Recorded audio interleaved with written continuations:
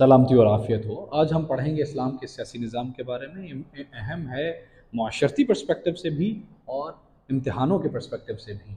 इस्लाम का जो political system है ना, ये बेस करता है 3 प्रिंसिपल्स पे, और ये बेस करता है 3 ऑर्गन्स पे।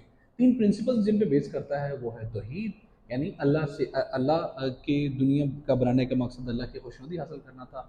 रिसालत, रास्ता दिखाने वाला, और खिलाफत यानी कि वॉइस सुप्रीमेसी, जिस पर पूरा निज़ाम चलेगा। और ये जो सिस्टम है ना, प्रिंसिपल्स तो वो बेस उन पे करता है। ये चलता किन प्रिंसिपल्स पे है, वो ये 3 है: शूरा, काजी और खिलाफत। ये तीनों इंटरलिंक्ड हैं। खिलाफत डिटरमिन करती है शूरा को, शूरा डिटरमिन करता है काजी को, काजी डिटरमिन करता है खिलाफत को, और ये वापस खिलाफत काजी डिटरमिन करता है शूरा को, शूरा डिटरमिन करती है खिलाफत को, और खिलाफत वापस डिटरमिन करती है काजी को। ये तीनों आपस में इंटरलिंक्ड हैं कंसेक्यूटिवली। आप देखेंगे इतना शानदार इस्लाम का जो है ना पॉलिटिकल सिस्टम है। इस्लाम के अंदर डेमोक्रेसी है। Democracy means the will of the people. No individual, class और डेंसिटी जो है ना उसको खिलाफत की नहीं है कि बस इन्हीं के लिए खिलाफत है, but whole community which accepts the principle of तौहीद एंड रिसालत।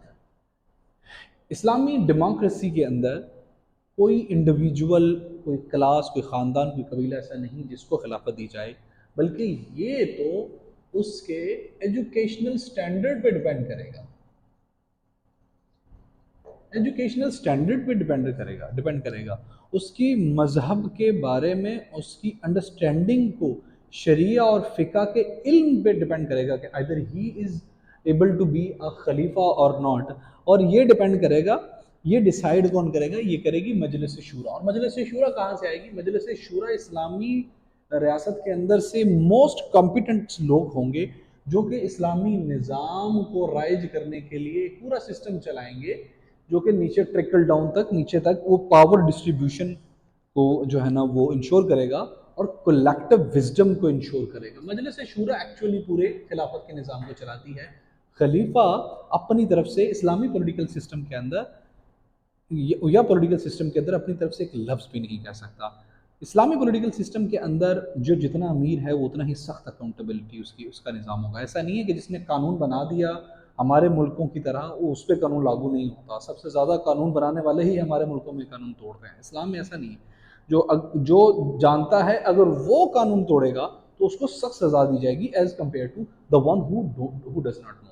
Everyone in Islamic society enjoys the rights and powers of खिलाफत। इस्लामी सोसाइटी के अंदर हर बंदा खिलाफत के राइट जो है ना वो इंजॉय करता है, अगर वो कॉम्पिटेंट है, अगर उसने अपने आप को एबल कर लिया, अगर इस्लाम का फ़िक़ा और सब चीज़ें सीख गया है, he can be the part of शूरा। उसमें भी उसके भी क्वालिफिकेशन के लिए राइटवेसनेस होना चाहिए, रास्तबाज होना चाहिए, उसको सच्चा होना चाहिए, उसको ईमानदार होना चाहिए, पाकबाज होना चाहिए। इसके स्टैंडर्ड्स बहुत सख्त हैं। सो अगर कैपेबल लोग ऊपर बैठेंगे तो नीचे वो लोग अच्छी चीज़ें।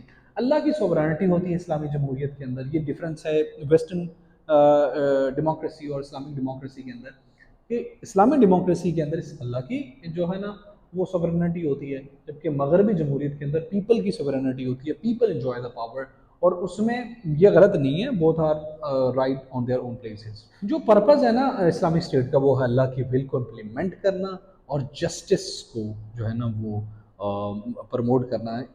being collective prosperity, bring collective prosperity through the collective wisdom।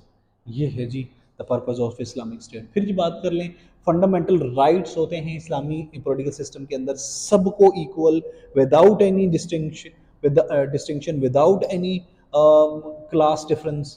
गरीब पे भी वही राइट्स लागू हैं, अमीर पे भी वही राइट्स लागू हैं, काजी पे भी वही राइट्स लागू हैं, और उसी तरह से हैं।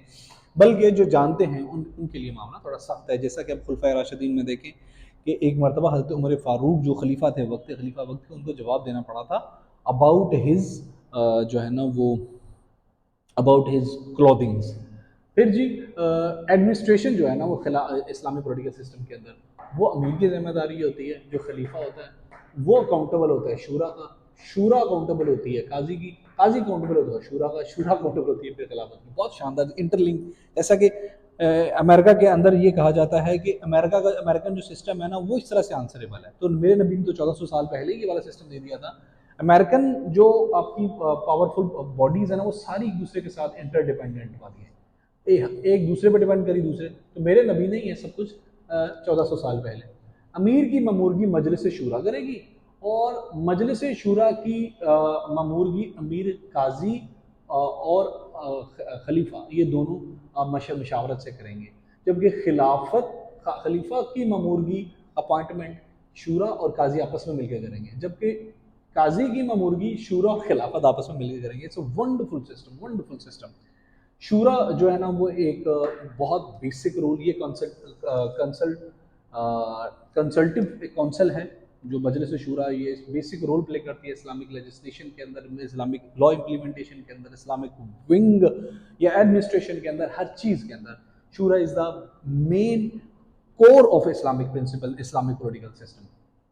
لیجسلیشن جو ہوتی ہے نا وہ شورا پرسکرائب کرتی ہے, لیجسلیشن بھی شورا پرسکرائب کرتی ہے, قاضی اس لیجسلیشن کو اپلائی کرتا ہے خلیفہ کی سربراہی میں. So this is wonderful system.